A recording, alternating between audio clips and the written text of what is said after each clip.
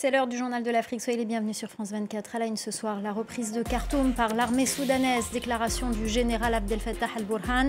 Il a également annoncé la prise de l'aéroport. C'est une étape décisive dans cette guerre qui oppose l'armée régulière aux forces de soutien rapide. La correspondance régionale à suivre. Dans cette édition également, nous irons à Saké, à une vingtaine de kilomètres de Goma, dans l'est de la République démocratique du Congo. Vous verrez que les populations qui avaient été contraintes de partir sont de retour. La reconstruction après ces violences et les conditions de vie sont très difficiles. Reportage à suivre. Et puis avant de se quitter, on fera en sorte de vous faire voir la vie en rose. On vous emmène au Sénégal à la découverte du lac le plus célèbre du pays. Sa couleur est magistrale, les images et les détails à la fin de ce journal. Khartoum est libéré, c'est terminé. Déclaration de Abdel Fattah al-Burhan à la télévision d'État soudanaise. L'armée régulière en guerre depuis presque 3 ans contre les forces de soutien rapide a annoncé avoir repris l'aéroport. C'est une étape décisive dans ce conflit. La correspondance régionale de Bastien Renouille. C'était un moment extrêmement symbolique. Le général Burhan est arrivé à Khartoum à bord d'un hélicoptère qui s'est posé dans l'enceinte de l'aéroport. Aéroport que ces hommes ont capturé ce mercredi, qui était aux mains des forces de soutien rapide depuis le premier jour de la guerre, le 15 avril 2023. Ensuite, autre symbole, le général Burhan s'est rendu au palais présidentiel, au lieu du pouvoir du Soudan. Et là-bas, il a annoncé la prise de la capitale. Alors, comment cela se fait-il ? Eh bien, au cours des derniers jours, les avancées de l'armée ont été fulgurantes. Durant quasiment 2 ans, elle a piétiné aux alentours de Khartoum, n'arrivait pas à passer les lignes de défense des forces de soutien rapide. Il y a quelques mois, une brèche s'est formée. Et puis récemment, cette semaine, l'armée a réussi à reprendre petit à petit le palais présidentiel, puis la banque centrale et enfin l'aéroport ce mercredi. Or, qui contrôle l'aéroport contrôle une très grande partie de la capitale car il est situé en plein centre-ville et donne accès à de très nombreux quartiers périphériques. Alors, est-ce que cela signifie que la guerre est totalement terminée à Khartoum ? Rien n'est sûr pour le moment. Il est possible que des membres des forces de soutien rapide soient encore positionnés dans des bâtiments, notamment dans les nombreux immeubles qui sont dans la capitale. Et ensuite, cela signifie-t-il que la guerre est en train de se terminer dans le pays ? Pas du tout. Il y a encore de nombreux autres fronts. Les forces de soutien rapide sont encore présentes, notamment au Kordofan ou encore à l'ouest, où ils tiennent totalement la région du Darfour.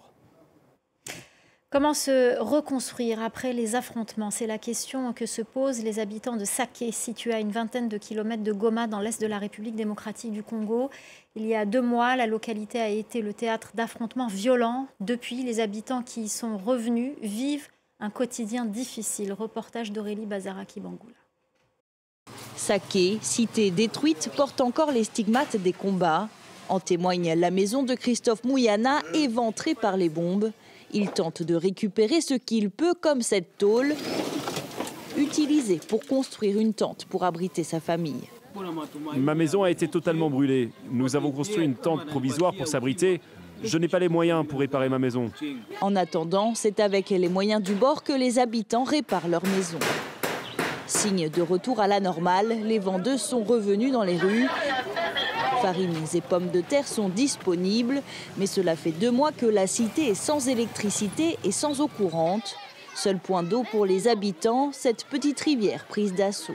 C'est la seule source, nous venons tous ici. Un mince filet d'eau pour remplir des centaines de bidons. Amina, elle, fait sa lessive. À la maison, l'eau ne sort pas des robinets. Ici, il y a de l'eau de la rivière pour me permettre au moins de faire la lessive. Une eau non potable qui peut rendre malade. Dans cet hôpital, les patients affluent. L'émergence d'épidémies comme le choléra vient compliquer ce quotidien déjà difficile. Mon enfant avait des diarrhées et il a beaucoup vomi. J'étais inquiète de le voir affaibli. Donc je suis venue à l'hôpital. Il a reçu un traitement et il va mieux. En moyenne, les équipes de Médecins sans frontières prennent en charge une centaine de nouveaux cas de choléra par jour.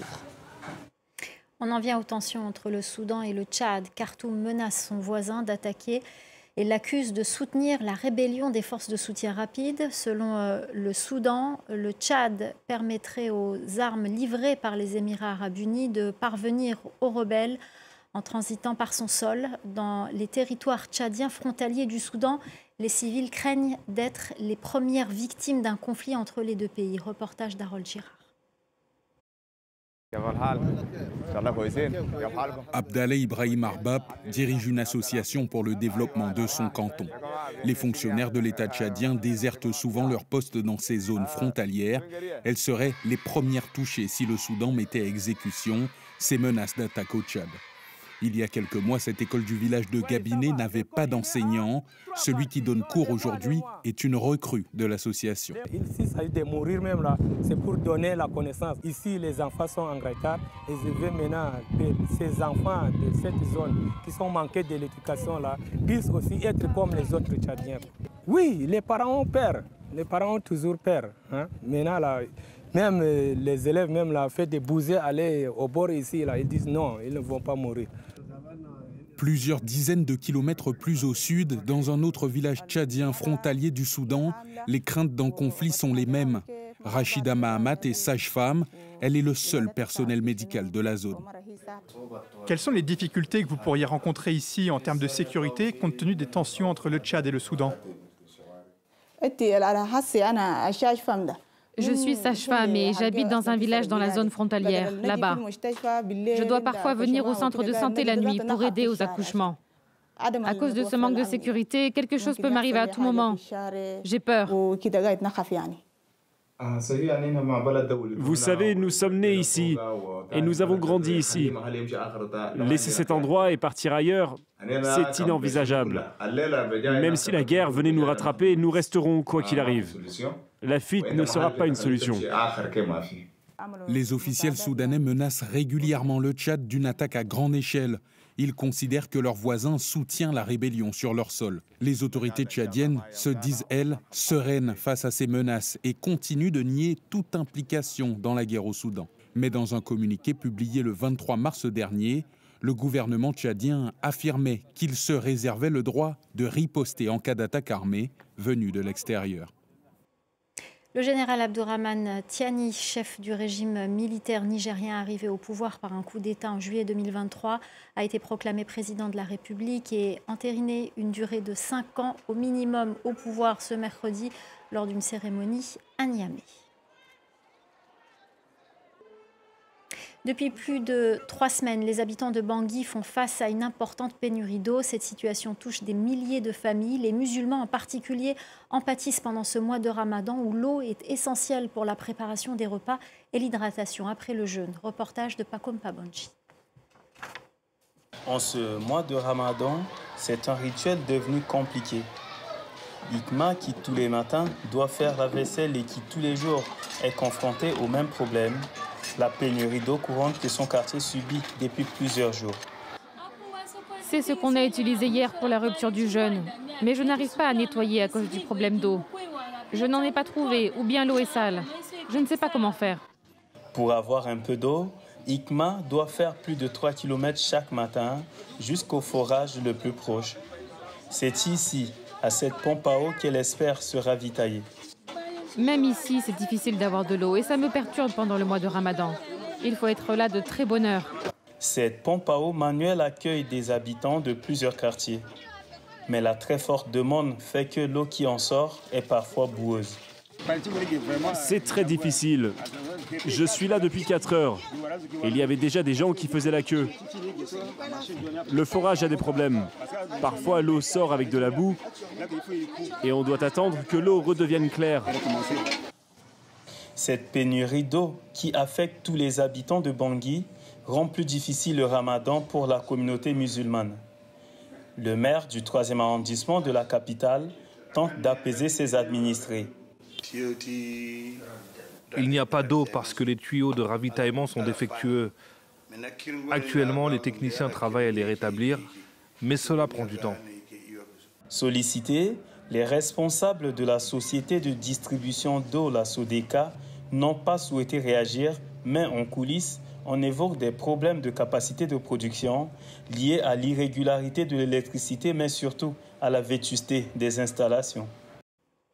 Au Sénégal, le Fonds monétaire international a révélé ce mardi qu'entre 2019 et 2024, une dette d'un montant de 7 milliards de dollars environ a été cachée par l'administration de Macky Sall, le président sortant. L'organe avait soulevé une dette largement sous-évaluée par le régime sortant. Les réactions à Dakar avec Elie Mandao. Macky Sall et ses complices doivent être jugés pour haute trahison. C'est là des propos de Guy Marius Sagna, député du PASTEF, le parti au pouvoir, suite aux révélations du Fonds monétaire international sur la dette cachée du Sénégal. Guy Marius Sagna s'interroge également sur les responsabilités du FMI. Où était et que faisait le FMI pendant tout ce temps-là? A-t-il écrit à travers un post sur Facebook une interrogation partagé par l'économiste sénégalais Ndongo Samba Sylla, relayé par la presse sénégalaise. Ndongo Samba Sylla se demande comment le FMI a pu perdre de vue l'équivalent de 20% de la dette du Sénégal.